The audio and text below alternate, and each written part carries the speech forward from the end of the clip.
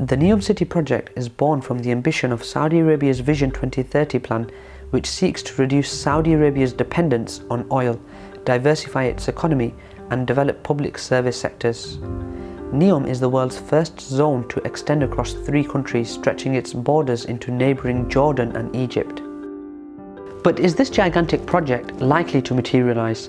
I'm Kasim, this is KJ Vids, and in this video we will look at Saudi Arabia's plans to build the NEOM City.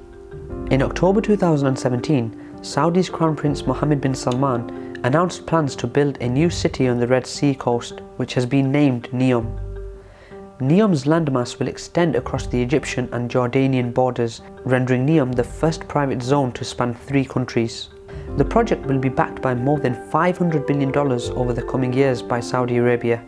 According to Al Arabiya, the first 3 characters Neo come from the Latin word which means new. The 4th character M is the abbreviation of the Arabic word Mustaqbal, which means future. The city is located in the northwest of the kingdom and includes a bridge spanning the Red Sea, connecting the proposed city to Egypt and the rest of Africa. The 26,500 square kilometre zone will focus on industries including energy and water, biotechnology, food, advanced manufacturing, technological and digital sciences, tourism, media and entertainment. All sectors are strategically designed to attract international investment, and all part of a grand push to diversify Saudi's oil-centric economy. Adjacent to the Red Sea and the Gulf of Aqaba and near maritime trade routes that use the Suez Canal, the zone will power itself solely with wind power and solar energy. The Prince said that NEOM will operate independently from the existing governmental framework, with investors consulted at every step during development. The project will be backed by more than $500 billion from the Saudi government, its sovereign wealth fund, and local and international investors. The project seems to be broadly modelled on the free zone concept pioneered in Dubai, where such zones are not only exempt from tariffs but also have their own regulations and laws, hence operating separately from the rest of government, said Stefan Hertog, a professor at the London School of Economics and longtime Saudi watcher. In Dubai, this has worked well, but attempts to copy it have done less well in the region. Some people have criticised Saudi's Vision 2030 and NEOM due to its top-down, centrally directed plan. This may sound strange, but the thinking behind this criticism is that Saudi Arabia's vision of creating special economic zones are most notably associated with China and the success they had in the 1980s with the country's economic reforms. One of the most stunning cases illustrating a special economic zone's transformational power is the city of Shenzhen, a small town of less than 30,000 in the late 1970s. In 1980, various districts of the city were designated as special economic zones. Shenzhen's population now exceeds 10 million and it is a major financial centre. The argument goes that what made the Chinese Special Economic Zone successful was the more decentralised, bottom-up nature, according to Lotte Moberg, a macroeconomic analyst. What you had in China were business interests and others who wanted to do business between China and Hong Kong. She said they managed to lobby the right people who would reach the upper echelons of the government to grant these kinds of concessions. Shenzhen's reforms were not driven by the central state, instead it was a product of local interests and local lobbying. The institutional foundations of the Chinese examples created different dynamics from what is likely to occur in NEOM, which is largely directed by the government, said Moberg. Shenzhen was a response to demand, whereas NEOM is an attempt to solve the ruling family's political problems. We're already seeing signs that should give the Saudis some pause. Foreign direct investment, which is essentially to financing NEOM in the long term, is at a 14-year low. It shrank to $1.4 billion in 2017 from $7.5 billion the year before. In addition to this, the decision to put the Aramco IPO on hold will give investors pause, and capital flight, already a serious problem, could accelerate. When Mohammed bin Salman revealed the Aramco plan in an interview with The Economist in January 2016, Saudi officials had expected it would raise up to $100 billion to fund his reform agenda based on a $2 trillion valuation of the state-owned giant that many experts said was unrealistic.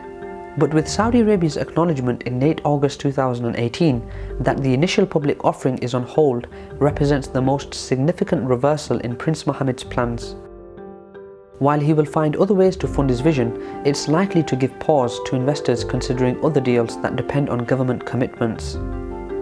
There's already evidence that investor confidence has been hit by recent events in Saudi Arabia. Foreign direct investment into the kingdom fell 81% in 2017 according to the United Nations Conference on Trade and Development, compared with gains in neighbouring Persian Gulf countries. It's a psychological and symbolic blow, the latest in a string of public relation disasters that doesn't generate confidence, said James Dorsey, a senior fellow at Nanyang Technological University in Singapore who studies the Middle East. The prince was very good at creating expectations, but he has been unable to manage the process. NEOM is not the first megacity project Saudi has tried. The King Abdullah City, also known as KAEC, was launched a decade ago as part of a $30 billion project to build 6 cities to diversify the oil-dependent economy, attract foreign investment, create 1.3 million jobs and add $150 billion to gross domestic product. But only one of the 6 made it off the drawing board. King Abdullah City, which today has a population of just 7,000 people, set against a target of 2 million by 2035. KAEC will need to add roughly 120,000 people a year consistently to hit its target. But at the same time, others believe that the state-driven nature of NEOM can actually help it succeed, where other projects including King Abdullah Economic City and King Abdullah Financial District failed. Stephen Hertog, an associate professor at the London School of Economics, says NEOM may benefit from its high level of political backing and more centralised leadership. While other economic cities were held back by unclear jurisdictions and a lack of cooperation with relevant government agencies, this is unlikely to be a main obstacle for NEOM, he says. Though Saudi Arabia's other economic cities had the express purpose of creating jobs for young Saudis, around 50% of Saudis are under 25 and a fourth of this group is unemployed. NEOM won't be filling that need. It is not NEOM's duty to create jobs for Saudis, Prince Mohammed told Bloomberg. NEOM's duty is to be a world hub for everyone in the whole world. This vision of creating a futuristic city that attracts people from around the world, particularly the Western world, has led Saudi to believe that it needs to become more appealing to liberal values. So to achieve this, the Crown Prince has been on a mission to create social reforms in order to project Saudi as a new modern nation. Prince bin Salman told The Guardian, "We are simply reverting to what we followed, a moderate Islam open to the world and all religions. 70% of Saudis are younger than 30. Honestly, we won't waste 30 years of our life combating extremist thoughts. We will destroy them now and immediately." الإسلام الوسطي المعتدل المنفتح على العالم وعلى جميع الأديان. اليوم في مجتمع صعب انك ما تكون شفاف وصعب انك تخفي سر على المجتمع في العصر الحالي. لن نضيع 30 سنة من حياتنا في التعامل مع أي أفكار متطرفة. سوف ندمر. It was a strong signal from on high. An historic day for millions of women and their families here in Saudi Arabia. Women finally being given the green light to drive. I'm very happy that this was issued and I look forward to driving. The move came by royal decree from King Salman, but this had the fingerprints of his son, the Crown Prince, and his Vision 2030 all over it. That plan from Mohammed bin Salman is designed to reduce Saudi Arabia's dependence on oil, create non-oil jobs, and boost economic growth. I think we realize that the transition will set you back initially a little bit. And the old adage, no pain, no gain, is very much at play. Anybody who thought that this is just a switch that will throw open has been misled, and I think the Saudi population is ready for the long haul. Ultimately, there will be hungry Western venture capitalists who will want to buy out as much of Saudi Arabia as they can, and Mohammed bin Salman will be tempted to pin his prestige to the big flashy NEOM project as he is in a hurry to establish his credentials as the next Saudi ruler.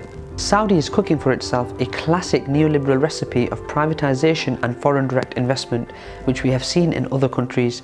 These big projects may create economic growth, but tend not to solve problems of wealth inequality or unemployment.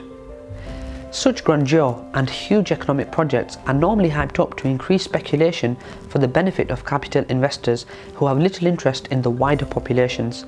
How NEOM translates into reality remains to be seen, as it is still quite early to see where this will go, albeit Mohammed bin Salman's lofty economic ambitions. Thanks for watching another KJ video. We would love to hear your feedback and views in the comments below. We often take on board many of your comments to improve our videos.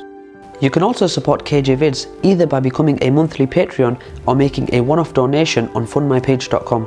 Your funds allow us to pay for quality research, licenses for music, pictures and videos, as well as video editing costs. With your support, we can remain financially independent, which allows us to present an unbiased view and a critical assessment of the actions and interests of world powers. The links to both of our crowdfunding pages are in the description. Finally, don't forget to subscribe to our YouTube channel and register for the alerts so you never miss our videos. Thanks again and see you next time.